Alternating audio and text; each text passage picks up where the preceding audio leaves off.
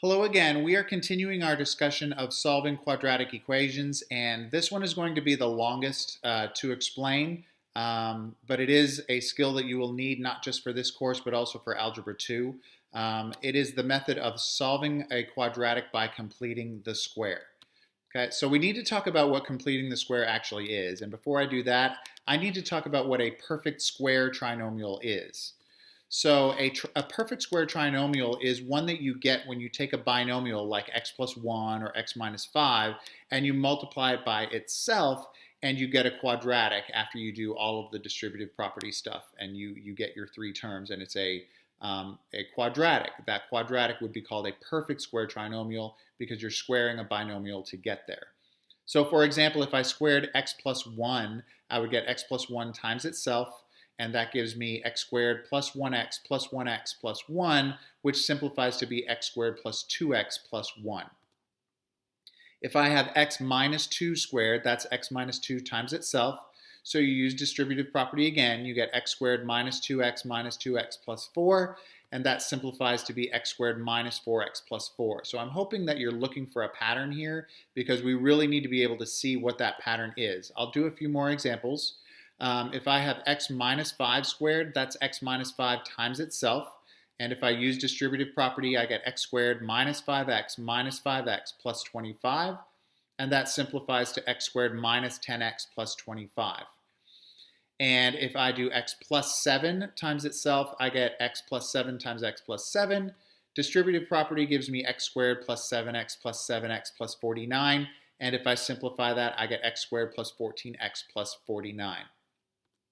So hopefully you see a pattern, and that is that the middle number in this case is negative 2 doubled, and the last number is negative 2 squared. And I'm getting that negative 2 from the original question.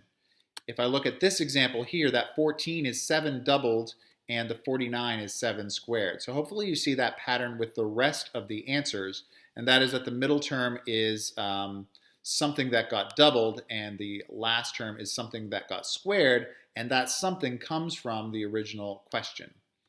Okay? So how do you complete a perfect square? Let's say you only had the first two terms and you wanted to finish that by coming up with the third term that makes it a complete square. Okay, so here's some more examples of perfect square trinomials. X squared plus 8x plus 16 is 1, x squared minus 12x plus 36, x squared minus 20x plus 100. So how do I get from the middle number? Let's say I had the middle term, but I didn't have the last one. So I had the first two terms, but I didn't have the last one. So what I would do is I would take that and I would divide it by 2 in each case and then square it. And that would give me the last number. I would ignore the fact that there was an x there and I would just look at the numbers to complete the perfect square. Okay? So in the first example, I would take that 8 that's in the middle and I would divide it by 2 and get 4. And then when I square that 4, I get 16. For the second example, if I took the negative 12 that was in the middle and divide it by 2, I would get negative 6. And when I square that, I get the 36 that's at the end. For the last example, if I took negative 20 and I divided it by 2, I would get negative 10. And if I square that, I would get 100, which is the last term in that trinomial. Okay, so you need to know how to find that last term. So here's 3 more examples where I haven't included the last term, and we need to come up with it. So I take that 18, which is going to be the middle term, I divide it by 2 and I get 9. And when I square that, I get 81.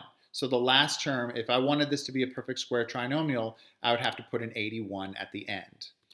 All right, for the second example, I've got negative 16x as my middle term. So negative 16 divided by 2 would be negative 8. And if I square that, I get 64. So in order to make this a perfect square trinomial, I will have to add 64 to the end. And then for the last example, I've got negative 24x. So I take the negative 24, divide it by 2, and I get negative 12. And if I square that, I get 144. So if I want this to be a perfect square trinomial, I will have to add 144 to the end. All right? So how does this actually help me? Well, if I wanted to solve an equation like x squared plus 18x plus 40, you can see on the left-hand side that I've got the beginning of a perfect square trinomial, but I need to know how to finish that perfect square trinomial. Okay? I can't just solve for x because I've got an x squared and I've got an x in this, and that makes it really hard to solve.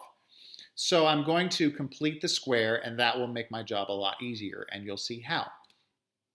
So I need to look at that x squared plus 18x, just focusing on that, ignoring the 40 for now, and just looking at x squared plus 18 plus x. Well, I look at that 18x as if it's going to be the middle term. I take the 18 and divide it by 2, and I get 9.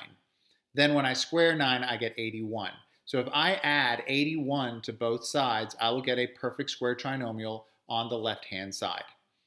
Okay? And I will get x squared plus 18x plus 81 equals 40 plus 81, because I do have to add the 81 to both sides. Otherwise, it's not an equation anymore. All right, so simplifying the right-hand side gives me 121. All right, so let's keep going. I have x squared plus 18x plus 81 equals 121. If I factor the left-hand side, if this is indeed a perfect square trinomial, then it should factor to give me two identical factors, which in this case would be x plus 9 times x plus 9. So I get x plus 9 times x plus 9 equals 121. Well, an easier way to write x plus 9 times x plus 9 would be x plus 9 squared equals 121. So now I like this equation a lot better because it only has one x in it, and I can solve for that one x. So I will square root both sides, and I will get that x plus 9 equals plus or minus 11, because those are the square roots of 121. Now to finish solving and get x by itself, I'm going to subtract 9 or add negative 9 to both sides. And that gives me x equals negative 9 plus or minus 11. Well, that's actually two solutions. One of them is negative 9 plus 11, and the other one is negative 9 minus 11. So the two solutions would be x equals 2 or x equals negative 20. All right, here's another one. We need to solve x squared minus 12x equals negative 35. So again, I've got the first two terms of a perfect square trinomial on the left, and I need to complete the square. So I take the negative 12 and I divide it by 2, and I get negative 6. And when I square that, I get 36. So I will have to add 36 to both sides of this equation. And when I do that, I get x squared minus 12x plus 36 equals negative 5 plus 36. I have to add the 36 to both sides. Simplify the right-hand side, and you will get just 1. And now I'm ready to factor the left-hand side, that x squared minus 12x plus 36. And as I said before, if that is a perfect square trinomial, then it should be factorable into two identical factors. And it is. It's x minus 6 times x minus 6, or x minus 6 squared, and that all equals 1 that's on the right-hand side. So again, this has one x in it that I can solve for. I do that by square rooting both sides first, and I get x minus 6 equals positive 1 or negative 1. And then to finish solving, I add 6 to both sides, and I get that x equals 6 plus or minus 1. That's two solutions. One of them is 6 plus 1, the other one is 6 minus 1. So my solutions are x equals 5 and x equals 7. So those are the two solutions to the very, very original quadratic equation. All right, well, what if x squared has a coefficient in it? So if I had to solve 3x squared minus 12x minus 180. Well, that gets a little trickier. So what I'm going to do is whatever's in front of the x squared, I'm going to factor that out on the left-hand side. So if I do that, I get x squared minus 4x in parentheses, and nothing else really changes. So now I'm going to complete the square in the parentheses. So I take that negative 4, divide it by 2, and I get negative 2. And when I square that, I get 4.